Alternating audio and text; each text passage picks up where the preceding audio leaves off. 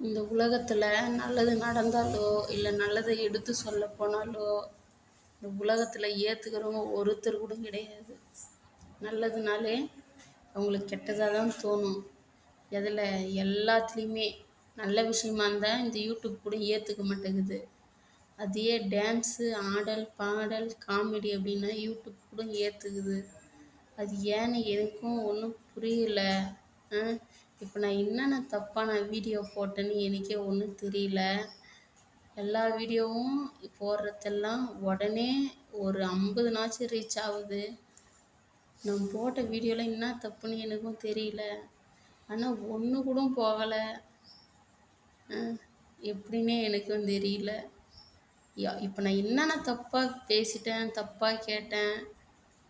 விஜய் அண்ணாவை என் கூட பிறந்த அண்ணனா நினச்சி தானே நான் சொன்னேன், ஒரு வீடியோ போட்டேன்.